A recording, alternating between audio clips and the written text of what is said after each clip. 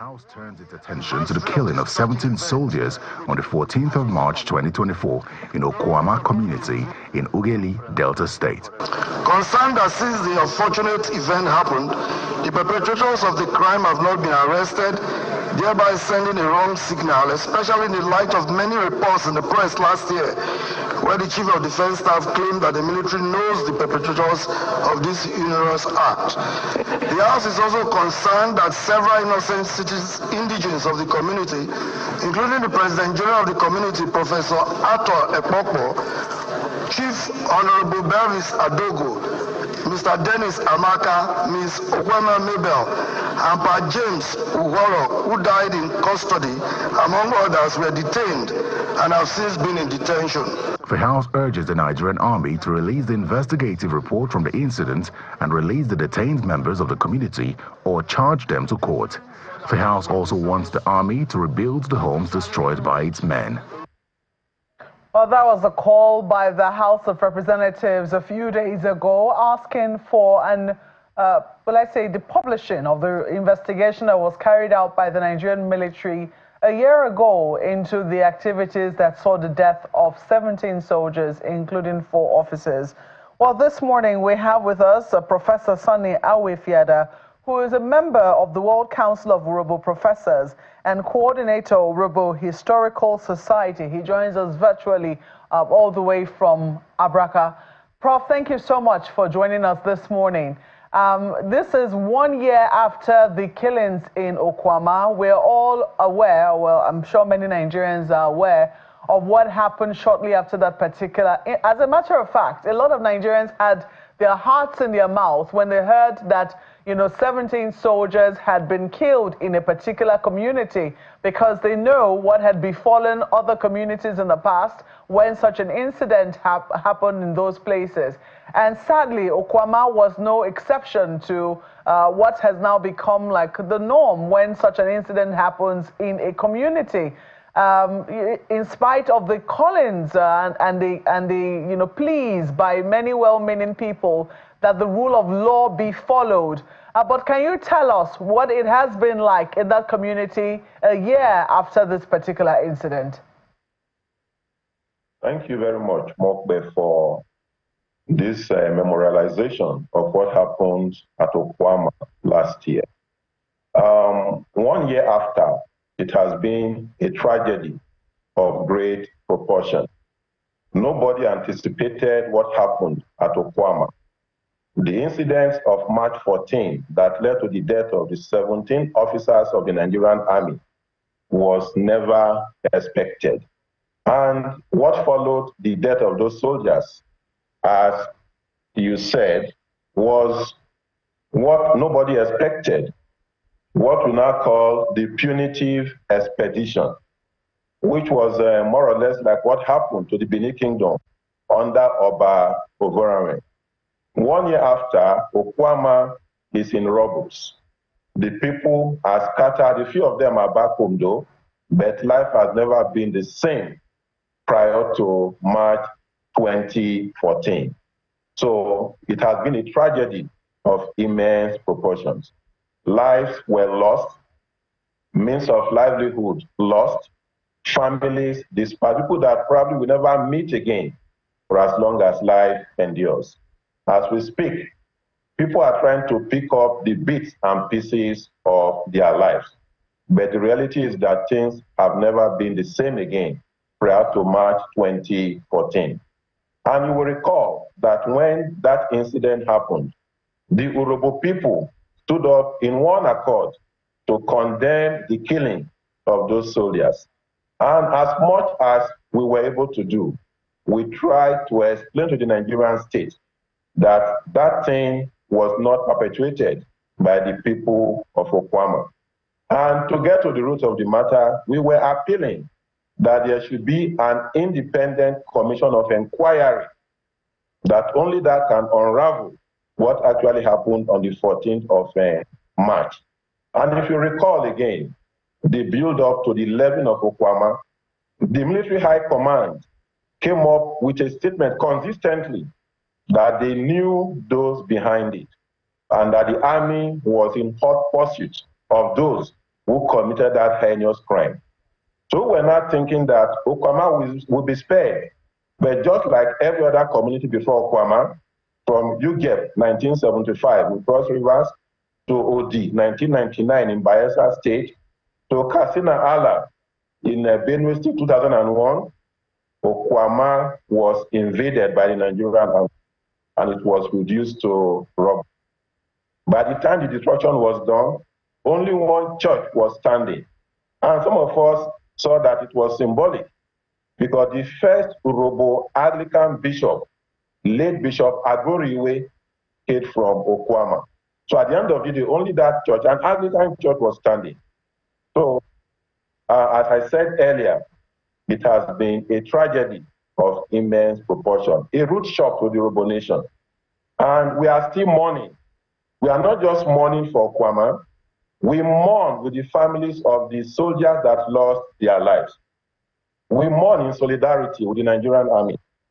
We mourn in solidarity with the Nigerian state. And most significantly, we are still mourning with our people, the people of Okuama.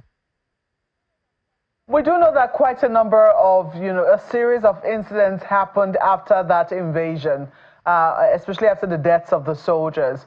We know that the military, went to that community. They took residence. I mean, even I think the governor tried to intervene at that particular point. The military said they had it under control. They were in that community for 40 days, from what we understand. Now, many months have now since passed, and I want to imagine that perhaps, tensions have calmed, emotions must have cooled somewhat.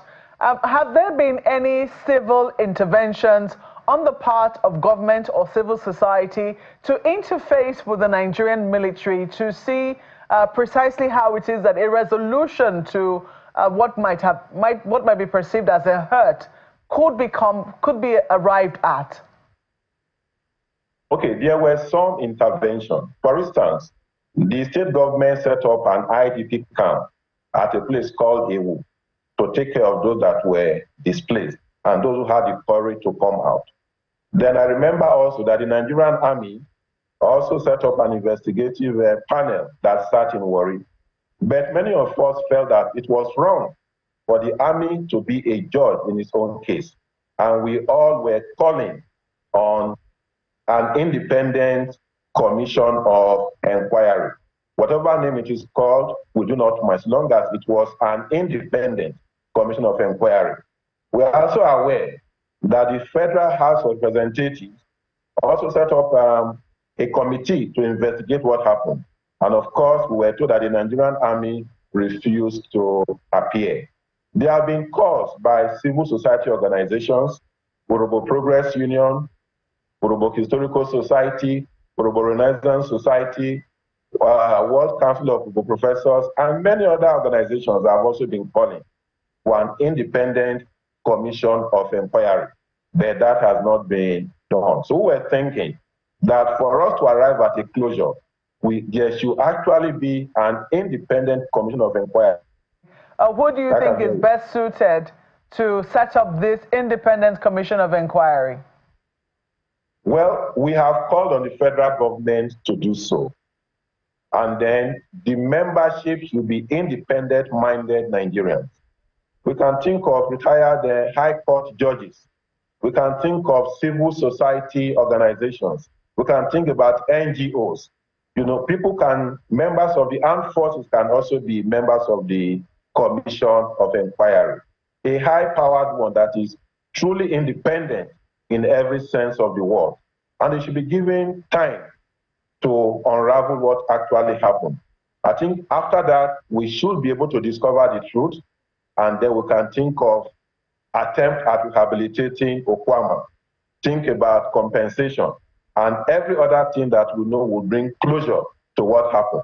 Not just to the Okuama community, not just to the Urhobo nation, but also to the families of the soldiers and officers who lost their lives. So the federal government is in a position to actually set up an independent commission of inquiry to unravel what happened. Tell us, though, I mean, shortly after, I'm sure that there must have been attempts to, pick back the pieces of what transpired in Okuama 1 year after. We know for a fact that 17 lives of soldiers, military men who have pledged their lives to serve this country, were lost. Do we know how many people lost their lives in Okuama? Well, for now, we do not have the statistics. We were able to get out of the Nigerian army because they dominated the narrative. It's a government arm. Ours is a country where people play all sorts of tricks with statistics. For now, we do not know how many people lost their lives. But what Okuama was subjected to was reducing that community to rubble. It is, of course, we saw the videos the other time. We could probably compare it to the Gaza of Nigeria in 2024. At the time, some of us lamented that Okuama is no more. So the people are back, no doubt, trying to pick the bits and pieces of their lives, but things are not going to be the same again. And what we think will ameliorate what is going on right, the tension, the sense of loss, sense of misery, sense of tragedy, is again, I repeat, for the sake of emphasis, that independent commission of inquiry. That is the right way to go. So not only unraveling what happened, but also begin concrete measures at apprehending those behind what actually happened, and then meting out justice to those who deserve to be so treated. To me, in all this conversation, Mr. Alfida, is that, I beg your pardon, Prof, is that 1 year after, no perpetrator has been identified. And I am always very boastful of my confidence in the capacity of the Nigerian intelligence community to know what they need to know at any given point in time. How does that come across to you, that we haven't been able to identify, or is it that we identified them, we have not been able to bring them forward, display them, or make them known to Nigerians that these are the perpetrators of this act 1 year after? Well, it is unfortunate, and it beats many of us hollow, that 1 year after, the intelligence community has not been able to actually come up that this and this was what happened, and also apprehend the perpetrators. Let us go back, let's go down memory lane. When this happened, the Chief of Defense Staff mentioned a name, also mentioned a community. We thought that by now, all of that would have been resolved. Right now, what happened is the arrest and detention of some indigenes of Okuama community. If you know the personalities in detention, you will certainly laugh a lot of things out of court. One of them is Professor Ato Ekpepo, a professor of physics and former dean of a faculty in the university. Another one is an 80-year-old Pa James Ogoroko, who eventually died in military detention. One is Bevis Adobo. One is Dennis Okugbaye. One is Anthony Agum, and of course a woman, Rita Akata. So we are all confused that 1 year after, the intelligence community has not been able to reach a headway in identifying the real perpetrators of this and bringing them to book. It is quite unfortunate. And I should put it on record here that identifying the perpetrators and bringing them to book is a step towards closure. So we are waiting and hopeful that someday the intelligence community will be able to do the needful so that we can actually know those behind that heinous crime. So we are waiting. So, Prof, just to be clear, the names you mentioned, you are not suspecting them of being perpetrators or contributors to the act, are you? Well, those who are arrested in the army has not charged them to court. The first thing I mentioned, the professor, is the president general of the community. Then I was talking of an 80-year-old man. You think an 80-year-old man can carry a gun and attack soldiers? And these names I mentioned, let me say something about the Urhobo people and the Okuama people. we do not have a history of taking arms against the Nigerian state. We do not have a history of attacking men of the armed forces. There is a saying and a thinking among the Urhobo people that just a uniform of a soldier hung somewhere is enough to confer sanctity on that place. We do not. We respect our soldiers, whether they are Air Force, Navy, Army. We respect them so much. We do not subvert the state. So that has been, so let them check. Okay. If there has been any incident of the Urhobo people attacking personnel of the Nigerian Army, I do not think it has ever happened among the Urhobo people. That is to the extent we hold the military and the Nigerian state in high premium. You will recall once upon a time the Niger Delta crisis. What the Urhobo people do, despite all of the oppression we have faced, was to intellectually engage the Nigerian state. What some of us now call, in quote, intellectual militancy. This manifests in writing, in poetry, in drama, in prose, in debates and lectures, but not in bringing down personnel of the Nigerian military, which we consider as subversion. So these people that were arrested, even if they are being considered as suspects, they should be handed over to the police and be charged to court. So as far as we are concerned, as much as they have not been convicted, they are still innocent. And we feel that they have been held for too long. They were arrested between 18th and 20th of August. This is March. This is probably more than half a year since they have been incarcerated. And as I said earlier, one of the 80-year-old man, he died in military detention. So we are thinking that these people should be released. Charge them to court. Okay, that point we believe, Prof, has been substantially, made. But I don't know if you want to tell us what the current status of the disposed residents of Okuama are, and if there's been any overtures by any authority of government at the federal, state, or local level to rebuild the destroyed community. Yes, the state government, as I said earlier, built and set up an IDP camp in Ewu, which is the ancestral headquarters of the people from that area. Then the camp was run for some months or so before it was shut down in December. Then the people, those who were still willing to go back, went back to Okuama. An attempt is also being made to see if there is structures can be put in place for the people to find new homes in Okuama, but that is not enough. We were thinking that by now, the federal government would have started something by way of rehabilitating the community and those that were lost. Because we should always think about history. You recall that after OD was devastated, the Federal High Court awarded 37 billion naira against the federal government. And federal government negotiated for 15 billion naira. Katsina Allah, a federal high court also awarded 8 billion naira against the federal government. So we are thinking that before the federal government should be dragged to court, it should begin something towards rehabilitating Okuama community.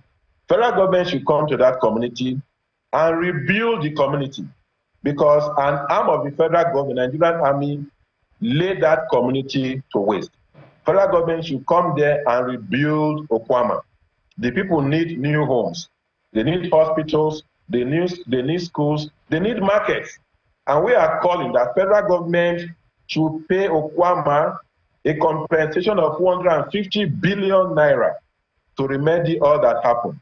The federal government should also set up a university, specifically a University of Wetland Studies, so that what happened in Okuama can be seen, despite its tragic content, as maybe a step towards a transformation that will be holistic, not just for Okuama, not just for Urhobo, not just for Niger Delta, but for the entire Nigerian nation. So we are appealing that the federal government should take these steps so that people can actually return back to life as it is. Even though we must make the point clear that all of this cannot quantify the lives that were lost, the lives of the soldiers and that of the people, the disruption that took place. But this will be more or less steps that will lead towards closure, and for the people to once again have confidence in the Nigerian state. You know, Prof, one other issue that comes to mind is, before we even got here, there are those who have said over time that this was avoidable. So one would wonder why, for instance, the crisis was allowed to escalate, including neighboring communities like Igbo, which of course led to the deaths and destructions we've had. And in your opinion, and from your experience, what you know of the people, what measures have been taken to prevent a recurrence? Well, this is why we need that commission, independent commission of inquiry, so that holistically we can engage with all that took place. Yes, the communities in that neighborhood, Okoloba and Okuama, they've always had their differences, but it never escalated. We were aware that local governments, Ugele South and Bomad local government, where the two communities are located, were doing their best to contain the crisis. The Delta State government also set up a committee that looked into this crisis. And I should make the point that intercommunal crises have always existed all over Nigeria and beyond. So we do not understand what happened, because I do not want to go into guesswork or surmises or speculations. We do not understand what actually happened that led to the death of 17 soldiers, with the consequences of leveling Okuama. So to understand all of this and forestall future occurrences, we once again call for that independent commission of inquiry, so that we can actually know what happened and see how these things can be prevented. I repeat, these intercommunal crises have always been there, and they have always been managed. If not for the 17 soldiers that were killed, I do not think that the world outside Delta ever heard of a conflict between Okuama and Okoloba. So these things have always been there. And even before government intervention, the communities had their own mechanism for settling conflict. So once again, we need that independent commission of inquiry, not only to unravel these things, to also put up ways, means that will lead to preventing all of these things that happen. So that many of us think is the way forward. Well, Prof, I don't know whether, you know, because you have called for the release of those who have lost, beg your pardon, those who were arrested by the Nigerian army and are still in detention 1 year after. Is the Okuama community looking also perhaps to approach the judiciary for a look into this? Yes, we have been making a call for the umpteenth time, again and again, that Professor Ato Ekmeko, Professor of Physics, former Dean Faculty of Science, will be released. We made the call that Pa James Ogoroko, who eventually died in detention, should be released. We made the call that Belvis Adobu should be released. We made the call that Dennis Okugbaye should be released. We made the call that Anthony Agumunia should be released. We also made the call that that woman, Mrs. Rita Akata, should also be released. We made these calls again and again. And you recall that even the king of Ewu, the OV of Ewu, hence we're comparing the punitive expenditure of Okuama to that of the Benin Empire under Avorame. The OV of Ewu was declared wanted, and with all monarchical dignity, he surrendered himself, and he was taken into custody until people of goodwill reached out, clamored for his release, and His Royal Majesty was let off the hook. So we have also been making the call. Many organizations, Urhobo Renaissance Society, Urhobo Historical Society, what I'm doing now is also an advocacy that these people should be released. Charge them to court if need be. Let the police do its work. So that is where we are. We need to put measures in place to forestall these kind of things. As I said earlier, we mourn with the families of those who lost those soldiers. We mourn with the Nigerian army, the Nigerian state, and of course, our brothers and sisters in Okuama. And we are calling on the federal government to do the needful. Come to the aid of Okuama. We are asking. Some people have also gone to court. I know some interested people, they've gone to court. The thing is before the competent court of law. So that is there. But again, beyond what the court will do and all other factors, let the federal government begin to rebuild Okuama. Let the federal government pay compensation 150 billion naira. The federal government will establish a university of wetlands. Where Okuama is a gateway to all of the Niger Delta. So setting up a university of wetlands there, we do the Niger Delta and the Nigerian nation a lot of good, so that we can put this incident behind us. All right, and Prof. Look at, yes. Well, we sincerely hope that, your calls and your pleas are listened to, especially since it's been 1 year after. But we have to thank you so much for sharing your thoughts with us this morning. Professor Sonny Awefada is the member, World Council of Urhobo Professors, and also the coordinator, Urhobo Historical Society. Thank you so much for speaking to us this morning. Thank you.